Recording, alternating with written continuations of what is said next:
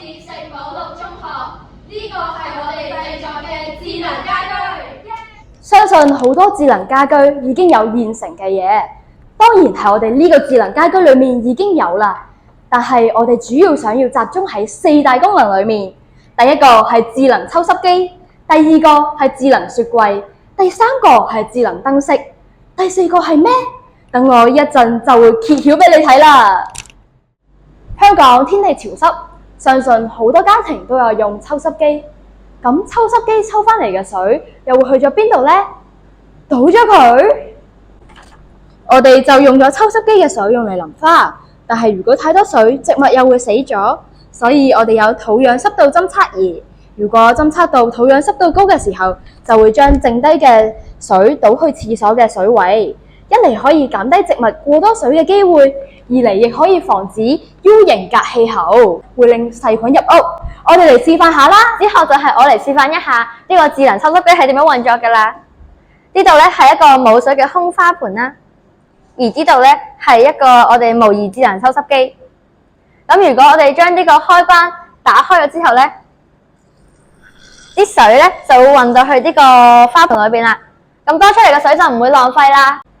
第二就係智能雪櫃啦。我哋嘅智能雪櫃安裝咗鏡頭，咁雪櫃有啲咩嘢就可以一目了然。但係就算知道又有啲咩用呢？呢個就係我哋嘅 image recognition 嘅 program 啦。我哋一撳咗呢個掣咧，佢就可以影到我哋個台上面嘅紅蘿蔔。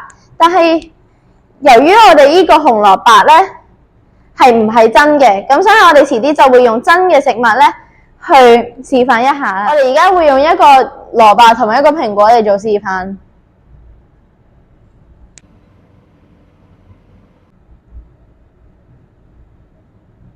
而家佢就感應到一個紅蘿蔔同埋一個蘋果，下邊咧就會有個食譜，遲啲咧佢就會電郵俾個屋主。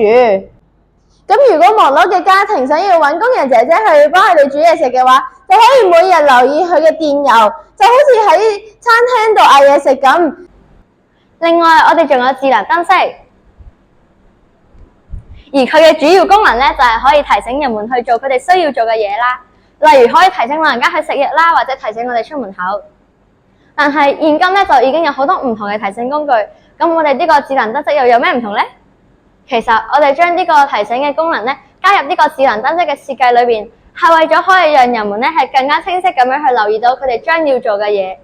只要我哋開咗呢個 Microbit 嘅掣，再撳喺呢個 Microbit 上面嘅掣，喺個廳嘅顯示屏就會顯示咗藥物嘅標籤。咁而家喺個廳上面有咁大嘅顯示屏，咁就梗係唔會再唔記得食藥啦。第4樣嘢就係呢一個智能面板，你見到喺呢個電話上面有唔同嘅掣，呢啲掣係可以控制到呢一個智能家居嘅所有智能設施，例如我哋頭先啱啱介紹嘅智能抽濕機、智能雪櫃同埋智能燈飾等。其他嘅功能仲有一個智能吸塵機，一個 smoke detector 同埋太陽能板感應燈，仲有一個升降台。咁而家好多家庭咧都有窗台，但係如果你淋花嘅話，就要伸到成隻手出去，好危險。所以我哋咧另外就加多咗呢個升降機嘅設備啦。佢可以咧將個升降台咧升到上嚟，升到個窗口嘅位置，咁就容易啲淋花。呢個